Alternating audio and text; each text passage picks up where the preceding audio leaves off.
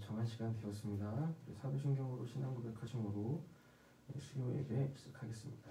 새벽 예배 시작하겠습니다.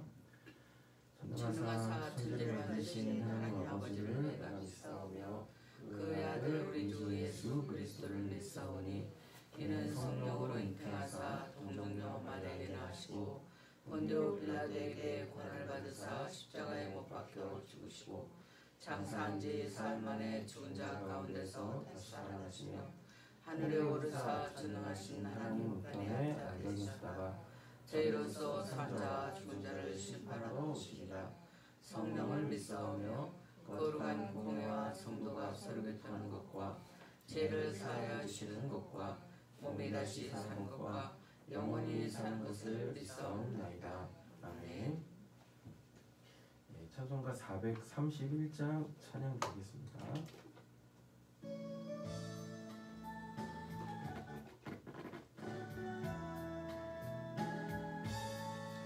주 안에 기쁨이 네 주 안에 살자 주 안에 평안이 네 주 안에 살자 오라니 연기처럼 스며들어도 주 안에 사는 마음 기쁨 넘치네 주 안에 사랑 있네 주 안에 살자 주 안에 소망 있네 주 안에 살자 검푸른 성난파도 밀어 덮쳐도 주 안에 사는 마음 평안 넘치네 주 안에 영생이네 주 안에 살자 주 안에 천국인네 주 안에 살자 불길이 지옥처럼 솟아올라도 주 안에 사는 마음 생명 넘치네. 오늘도 우리 찬양한 것처럼 주 안에 있는 기쁨, 사랑, 영생 이러한 천국의 삶의 귀한 내용들이 오늘의 삶에 우리에게 실제적으로 오늘 우리의 삶을 인도하고 또 살아내게 하시는 귀한 은혜가 있기를 간절히 소원합니다. 우리 말씀 함께 보겠습니다. 데살로니가 후서 3장입니다.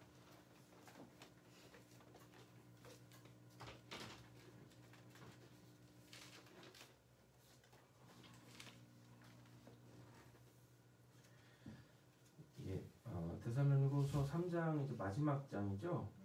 마지막 장이어서 늘 서신서에서 마지막 장은 가장 중요하게 여기는 것을 다루고 있다라는 얘기입니다. 그래서 본문 안에서 끝으로 마지막으로 이런 표현이 나오면 더 집중해서 봐야 될 필요가 있고 앞선 장들에서 이야기했던 것들의 총합이다. 그리고 가장 핵심되어지는 부분이다라는 이야기입니다. 그래서 서신서를 읽으실 때 이렇게 우리가 성경 읽을 때 보면은 1장, 2장, 3장, 4장 이렇게 순서대로 읽어가시잖아요. 근데 특별히 바울 서신 같은 경우에는 형식이 딱 정해져 있어요. 그래서 인사말 맨 앞에 하고 이제 맨 마지막에 소위 말하는 끝인사, 축도로 마칠 텐데 이렇게 돼 있고 서론 얘기해놓고 서론은 얘네가 잘하고 있는 거 또는 잘못하고 있는 거 얘기해놓고 뭘 잘못하고 있는지 또는 뭘 잘하고 있는지에 대한 실질적인 사례들을 본문 안에서 이제 우리도 그러잖아요. 서론 얘기해놓고 본론 1, 2, 3 이렇게 해놓고 결론 맺고 이런 식으로 딱 이 구성이 아예 딱 짜져 있어요. 바울 서신의 특징입니다. 그래서 바울 서신을 통독하실 때 한 가지 팁을 드리자면 끝으로부터 읽어라. 그러니까 마지막 장이겠죠. 대부분 마지막 장일 것입니다. 마지막 장을 딱 읽어보면 아 결국은 이거 얘기하려고 하는구나. 먼저 이 핵심을 딱 잡아놓고 뭐 서론 그러니까 1장부터 이렇게 차근차근 읽어 나가 보면은 우리가 맥을 잡고 이렇게 책을 읽는 게 굉장히 중요하잖아요.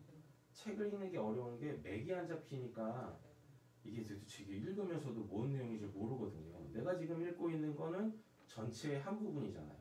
그래서 맥을 잡고 딱 보시면 아 이래서라는 게 끝으로겠죠.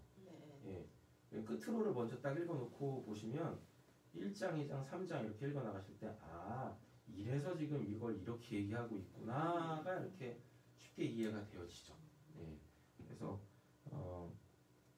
특별히 바울서신 읽으실 때는 끝으로부터 읽으시면 좋다. 예, 라는 것입니다. 우리가 데살로니가전서 4장, 5장 그리고 데살로니가후서 1장부터 마지막 3장까지는 다 예수님의 재림에 대해서 왜곡되어져 있는 뭐 교리라고 얘기하기도 좀 뭐한데 잘못된 교리들을 실제적인 삶에서의 신앙으로 지금 다 바로잡아주고 있다라는 얘기입니다. 예, 그래서 굳이 이런 표현을 애둘러 써야 되는 이런 현실이 참 안타깝긴 한데 예수님의 강림과 예수님의 재림이라는 것을 우리는 좀 구분지어야 될 필요가 있다. 원래 성경에 재림이라는 말은 없거든요. 예, 다시 오신다라는 걸 한자로 풀면 재림이겠죠. 예, 근데 성경에서는 우리는 이제 다시 오신다라는 표현을 쓰지만 성경적 세계관에서는 이제 강림이라는 표현을 써요. 강림이라는 표현은 왔다가 다시 오는 이런 게 아니라 갔다가 그러니까 와서 안 떠난다는 개념이에요. 예, 그러니까 예수님의 초림 그리고 또 예수님의 재림 이래가지고 초림이 있으니까 재림도 있다. 한 번 오셨던 분이 다시 오신다. 이런 개념들이 있는데 완전히 다른 개념이에요. 강림이라는 건 왔다가 안 떠나는 거예요.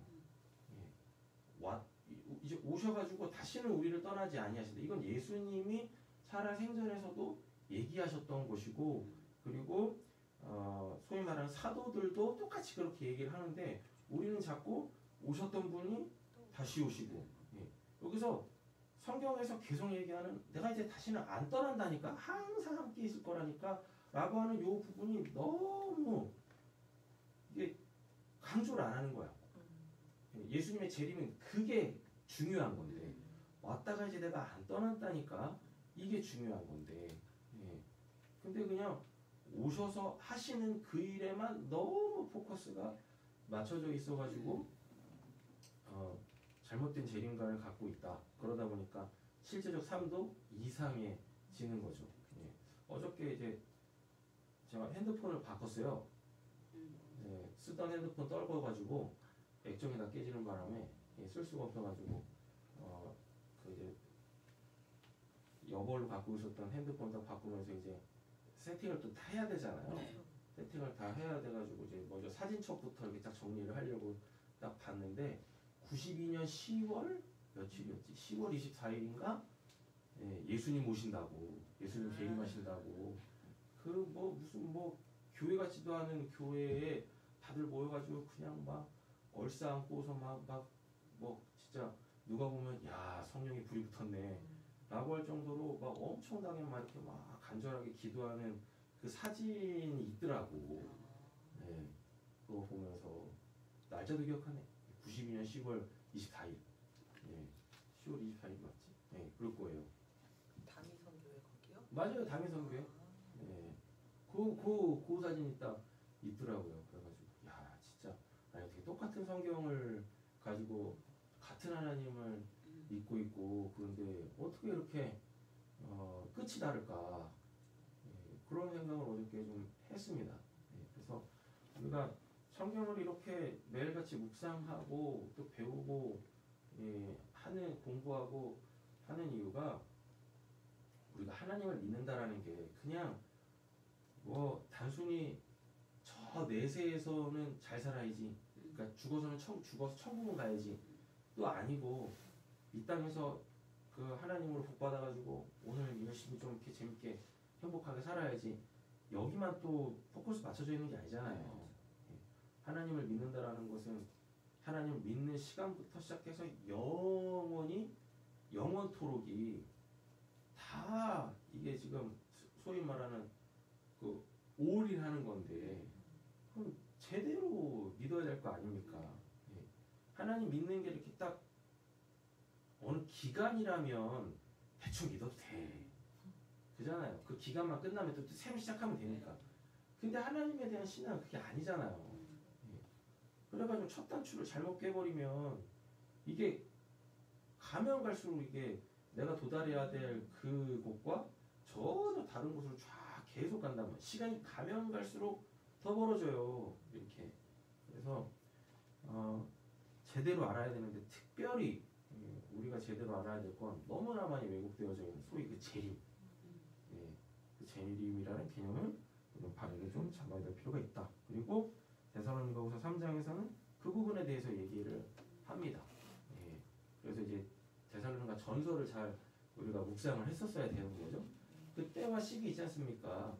예, 때와 시기를 우리는 이미 알고 있다라고 한단 말이에요. 알고 있다라는 말이 문맥에서 쭉 찾아보면 우리한테 그날 안 와. 이게 중요하다. 그럼 그날이 예수님은 그날이 있다고 했는데 사도들도 그날이 온다고 했는데 왜 우리한테는 없어요? 그게 주님이 이미 우리에게 오셔가지고 우리를 떠나지 아니하시는데 그날이 어떻게 오냐고요. 그날은 주님이 오시는 날인데 이미 나에게 소위 말하는 재림하셔가지고 가셨던 분이 왕권 갖고 오셔가지고 나의 참 주인으로서 왕으로서 지금 내 삶을 천국의 삶으로 다스리고 계시는데 그 주님이 또 어딜 가다 또 어딜 또 오냐고. 주님이 여러 분 계시다. 그니까요. 예. 그런 겁니다. 그래서 바르게 알아야 될 필요가 있다. 그래서 떠나지 아니하시고 우리와 함께 하시는 이미 오셔서 나와 함께 하시는 그 주님으로 인해서 우리는 그러면 오늘 어떻게 살 건가? 재림에 가장 왜곡되어져 있는 부분이 뭐냐면 오늘이 없어. 그날만 오매불망 기다리며 사는 겁니다. 그러니까 오늘의 삶의 질서가 깨지는 거지. 오늘의 삶의 규모도 없어지는 거고. 예. 오늘이 없어지는 거예요. 여러분 오늘이 없으면 내일도 없어요. 예. 그걸 왜 간과하는지 모르겠어요. 그래서 오늘만 살면 돼요.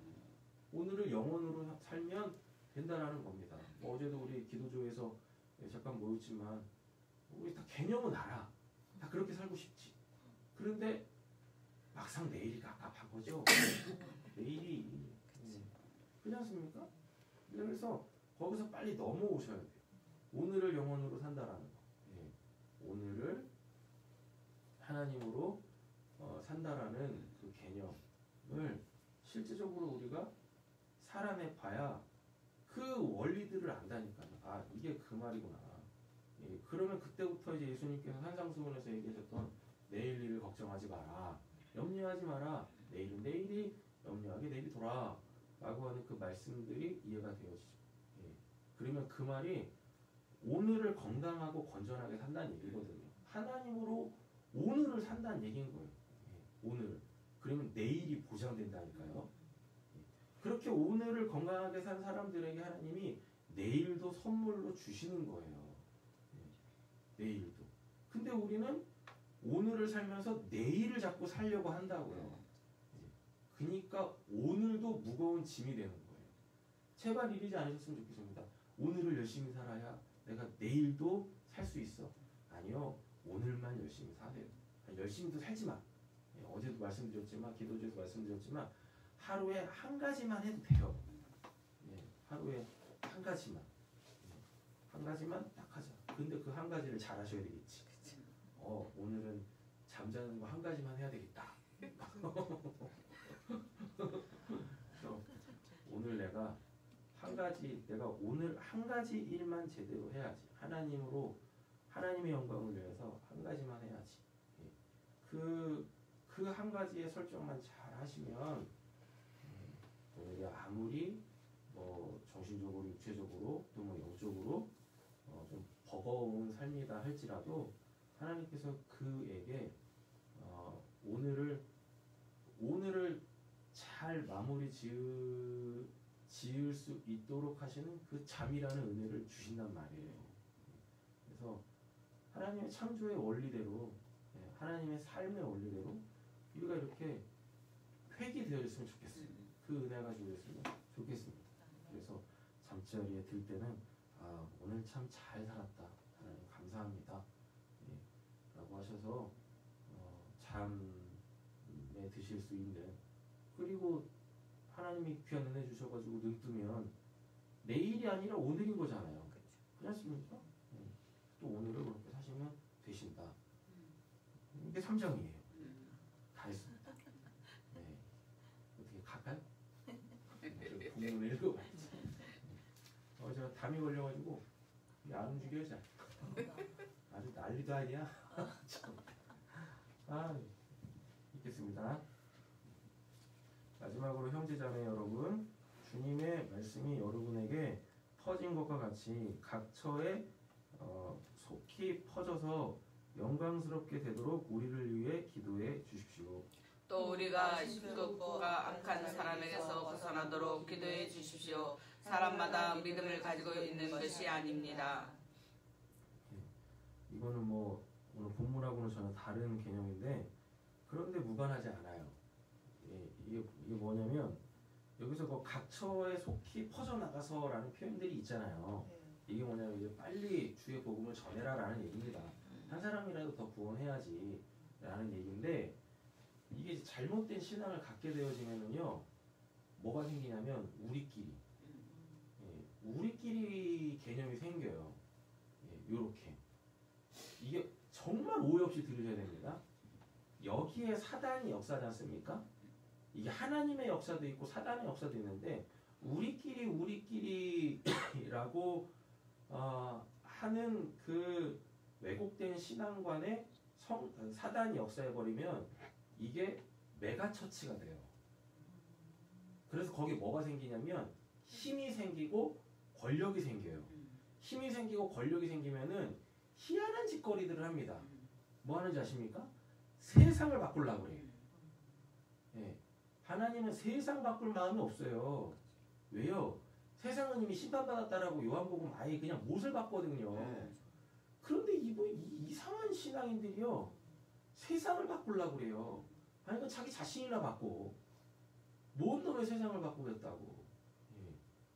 그게 우리나라에도 이제 그 아주 지독한 병폐로 한번 우리나라를 확 후들른 게 있었죠. 뭐요? 믿는 대통령, 믿는 장로님 대통령 세워야 된다고. 예. 그래가지고 그냥 막 교회가 정치색을 띠고 한 곳으로 막 몰죠. 예. 이러는 겁니다. 예. 하나님 믿는다고 정치 잘하는 거 아니에요. 그렇습니까? 예. 정치는 정치를 배운 사람이 잘하는 거지. 예. 하여튼 이상해진다니까. 그래서 이게 초대교회 때도 그랬지 않습니까? 베드로가 예루살렘에서 한번 설교 딱 하니까 거기 막 하루에도 막 3,000명 또 한 번 설교하니까 막 5,000명 또 한 번 설교하니까 막 수를 셀 수 없을 정도로 많은 사람들이 딱 모이잖아요. 거기서도 또 뭐예요? 이권이 생긴다니까요. 히브리파 과하고 헬라파 과하고 해가지고 막 그냥 막 아부다툼 일어나고 뭐 네가 잘났네 내가 잘났네. 하나님이 오직 그거 보고 답답하시니까 뭐 하세요? 스데반의 순교를 통해서 교회를 완전히 그냥 그 지들끼리 뭉쳐있는 그 교회를 그걸 이제 디아스포라라고 하는데 다 찢어가지고 각 나라 각 민족 각처로 다 뿔뿔이 보내버린다니까요. 이렇게. 그래서 메가처치는 있을 수가 없어요. 메가처치라는 그 자체가 생길 수 진짜 막 한 교회가 막 몇만 명씩 되는 거 그거 진짜 성경적이지 않은 겁니다. 근데 이제 뭐 신앙을 하나님에 대해서 배우려면 그 배움이 있는 곳에서 사람이 모일 수밖에 없잖아요. 그죠? 모이는 건 나쁜 게 아니에요. 신앙을 혼자 하는 게 아니니까 모이다 보면 어느 순간에 이게 소위 말해 목회자라고 하겠습니다. 목회자 한 명이 감당할 수 있는 범위를 넘어갑니다. 그럼 그때부터 목회자들이 자기 부정이 일어나야 돼. 뭐 해야 되냐면 분리를 시켜야 돼요. 예. 분리해야 돼요. 그런데 그걸 안 하죠. 예. 그걸 안 한다고. 아유 내가 여기까지 이렇게 왔는데 예. 나도 그래도 뭐 유명한 목사 좀 돼야지 해가지고. 예. 그래서 그래서 교회가 발전이 없는 겁니다. 그러니까 교회가 교회 같지 않은 거예요. 그러니까 교회에 하나님께서 문제도 보내시는 거야. 그래서 뿔뿔이 흩어 버리시는 것입니다. 진짜 안타까운 것 중에 하나, 제가 정말 존경하는 목사님이 계세요. 이재철 목사님이신데, 요즘엔 이재철 목사님이 이재철 목사로서 유명해진 게 아니라 그분 아들 이승윤, 그 청년 때문에 더 막 저기 됐거든요. 그분이 이제 강남 어디에서 이제 교회를 개척했어요. 주님의 교회라는 곳을 개척했는데, 이게 10년인가 됐을 때 교회가 막 이제 메가처치로 막 이렇게 발돋움 할 수 있는 딱 그 시기에 그냥 교회를 다 털고 그 이제 스위스 제네바인가? 그래서 그 이제 다 죽어가는 교회로 이제 소위 말하는 선교 뭐 이런 식으로 가셨거든요. 난리도 아니었었죠. 한국 교회에서 어떻게 그럴 수가 있냐고. 근데 그분이 이제 그런 결정을 하셨던 것들이 뭐 그때 당장 그런 게 아니라 어느 날인가 무슨 뭐 누구 만날 일이 있어가지고 뭐 호텔 레스토랑인가 뭐 어디를 이렇게 가셨대요. 근데 이제 호텔 들어가면은 이렇게 문이 크잖아요. 현관이 크잖아요. 회전문도 있고 딱 하는데 어디서 많이 본 분인 것 같은 거예요. 본인은 들어가고 이제 그분은 바깥에 나오는데 어디서 많이 본 분인 거예요. 어디서 많이 본 분인데 이 인사를 해야 되는지 말아야 되는지 긴가민가한 거지. 그리고서 그냥 지나쳤답니다. 그리고 그 주에 주일 예배를 드리는데 그분이 맨 앞에서 예배를 하고 있더래. 그래가지고 아니 어떻게 같은 교회에서 신앙을 하는데 누가 누군지도 모르고 이건 아니다 싶어가지고 이제 뭐 여러 가지 상황들이 있었겠죠. 그래가지고 이제 딱 털고 결국 이제 털고 나오시게 되어지거든요. 여러분 생각 한번 해보세요. 같은 교회에서 신앙하는데 누가 누군지도 몰라. 그게 무슨 그게 교회가 있냐고요. 그렇지 않습니까? 그 교회 안에 뭐 수많은 교회가 있는 건가? 따로따로 다 분리 해야 되는 거예요. 그게 성경적 교회입니다. 오늘 본문 안에서도 그러잖아요. 뭉쳐있지 말고 빨리 흩어져. 빨리 흩어져서 출애굽을 전해라 라고 하시는 겁니다. 3절이죠? 네. 그러나 주님께서는 신실한 분이심으로 여러분을 굳세게 하시고 악한 자에게서 지켜주십니다.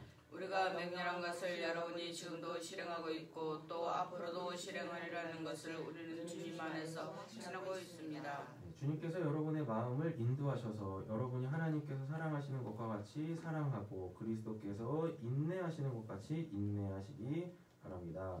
형제자매 여러분, 우리는 우리 주 예수 그리스도의 이름으로 여러분에게 명령합니다. 주의 사랑으로 살고 우리에게서 받은 전통을 따르지 않는 모든 신들을 멀리하십시오.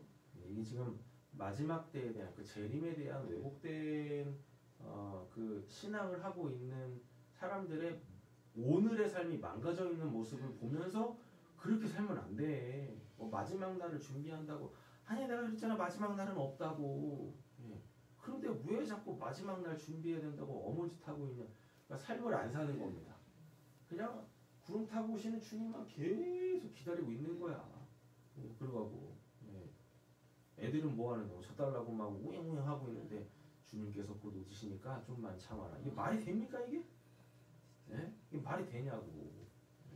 공부하는 학생들이 공부하면 뭐해요? 주님 오시면은 나 대통령 못 되는데 이런 거예요. 이게 말이 되냐고 이게. 그 말은 없다니까. 이미 오셔가지고 떠나지 아니하시겠다고 하시는데 아니 왜 그분을 또 자꾸 다 내몰라 그래. 너무 잘못된 신앙들을 하고 있다. 오늘이 망가집니다. 오늘이. 그것은 여러분에게 권리가 없어서가 아니라 우리가 여러분에게 본을 보여서 여러분으로 하여금 우리를 본받게 하려는 것입니다. 네? 이제 8절 읽을 차례요? 아니 7절 아니고 7절이에요? 네. 우리는 여러분 가운데 무절제한 생활을 한 일이 없습니다. 우리는 아무에게도 양식을 얻어먹은 일이 없고 도리어 여러분 가운데서 여러분 누구에게도 짐이 되지 않으려고 수고하고 고생하면서 밤낮으로 일하였습니다. 제가 설명을 다 해가지고 네. 어디 있는지 모르겠네요. 구절이 그 사도 바울도 그러지 않습니까? 밤낮으로 고생하면서 일했다라고 얘기하잖아요. 예. 그 재림에 대해서 가르치고 있는 사람이 오늘을 열심히 살고 있는데 그 사람한테 배운 사람들은 왜 자꾸 뭐 오늘의 삶을 말도 안 되게 살아내는 것도 아니지 그냥 하루를 그렇게 술자들이 없이 보내는 거. 그것은 우리에게 권리가 없어서가 아니라 우리가 여기서 권리가 없어서가 아니라는 얘기가 뭐라냐면 우리가 무슨 뭐 이거 가르치면서 사례비를 받지 못하는 사람들이어서가 아닙니다라는 얘기인 거예요. 그러니까 이렇게 사역을 하잖아요. 말씀을 가르치고 하면은 그거에 대한 뭐 보상으로서 생활이 보장이 돼야 되잖아요. 나한테 그런 권리가 없어서 내가 지금 이렇게 일하는 게 아니에요 라고 얘기를 해주고 있는 겁니다. 그렇죠? 몇 줄이죠? 9절. 그것은 우리에게 권리가 같은데 우리가 여러분에게 본을 보여서 여러분으로 하여금 우리를 본받게 하려는 것입니다. 우리가 여러분과 함께 있을 때 일하기를 싫어하는 사람은 먹지도 말라 하고 거듭 명령하였습니다. 일하기 싫으면 먹지 말아야지. 그잖아요. 네. 누구 걸 뺏어 먹으려고 그래. 나 먹을 것도 없어 죽겠는데. 그렇지 않습니까?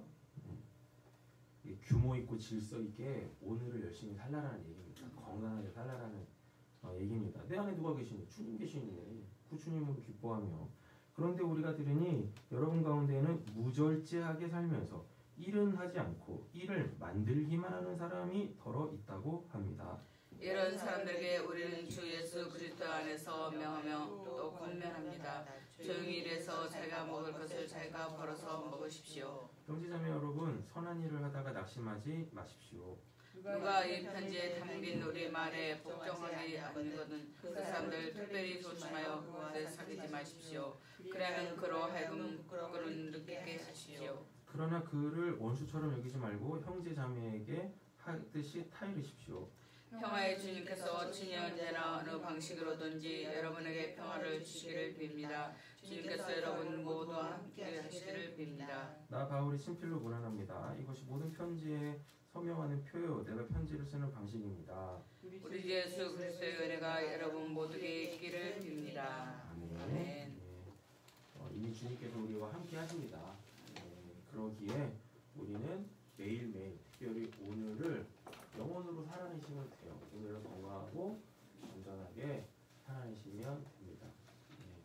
한때 우리나라가 막 이렇게 강조했었던 거 마치 진짜 시간을 타이트하게 딱 짜가지고 하루에 많은 일을 해야 그게 무슨 뭐 부지런하게 건강하게 산 삶인 것처럼 이렇게 막 은연중에 심지어 교회에서도 그렇게 막 가르쳤었던 때가 있거든요.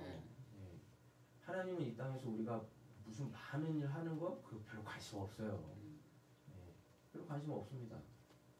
하나님은 오늘 하루 내가 해야 될 그 가장 귀한 거 그거 하나를 정말 하나님으로 온전하게 딱 해가지고 참된 감사가 뭔지 참된 기쁨이 뭔지 소위 말하는 내가 이걸 하나님으로 해냈구나 하나님으로 산다라는 것이 뭔지에 대한 그리고 땀 흘림의 그 값짐이 뭔지를 알기를 원하신다라는 얘기인 거죠. 이거 찔까 가다가 또 이것도 찔까 가다가 이것도 뭐 하나도 제대로 안 마치고 하루를 딱 마무리 지을 때 되면은 이것도 마무리 안 됐고 저것도 마무리 안 됐고 그러니까 하루가 힘든 거예요. 다음 날도 버겁죠. 다음 날은 다음 날 해야 될 게 있는데 오늘을 제대로 마무리 안 했으니 그게 다 내일의 짐으로 올 거 아니겠습니까? 한 가지만 하시면 됩니다. 근데 그 한 가지가 뭘까? 뭐 각자마다 다르겠죠. 그죠? 각자마다 다르겠지만 그 한 가지를 제대로 하나님 안에서 설정하는 것 그리고 그 일에 집중해서 하나님의 도우심을 받아 그것을 딱 온전하게 딱 마무리 짓고 내가 오늘 일을 다 끝냈다 라고 하는 그 삶의 여유와 그 하나님이 주시는 그 평안과 자유, 쉼을 풍성하게 요 마지막 때에 그것들이 하루하루 이렇게 차곡차곡 하늘에 쌓여가는 귀한 규모 있고 질서 있는 삶을 살아내실 수 있으시기를 간절히 소원합니다. 수요일이죠. 우리 남편 아버지들 위하여서 기도하겠습니다. 우리 서정원 장로님, 허대영 집사님, 김재훈 집사님, 최상현 성도님, 이세진 성도님, 박건영 성도님, 저 위해서도 기도해 주시고, 또 정두원 성도님, 정세원 성도님, 박규철 씨, 전성배 씨 위해서 기도해 주시고, 이들이 믿음의 가장들이 될 수 있도록 그래서 이분들을 통하여 하나님께서 각 가정에 베푸실 은혜들이 이렇게 충만하게 채워질 수 있게 해달라고 같이 좀 기도하고 마치겠습니다. 기도하시겠습니다. 사랑하시는 하나님 아버지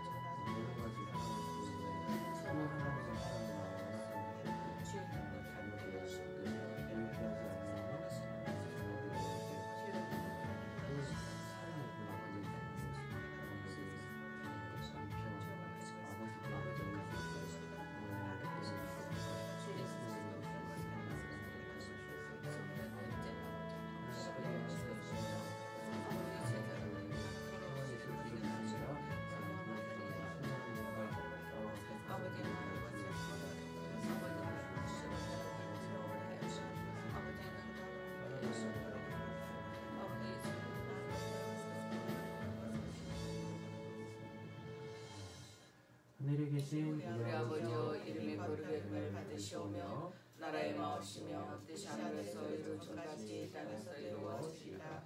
오늘 우리에게 원하는 양식을 주옵시고 우리가 우리의 죄인들을 사하는 것 같이 우리 죄를 사하여 주옵시고 우리의 시험을 들지 말게 하옵시며 다만 악에서 구하옵소서. 대개 나라와 권세와 영광이 아버지께 영원히 있사옵나이다. 아멘. 이어서 기도하시다 저렇게 돌아가시겠습니다.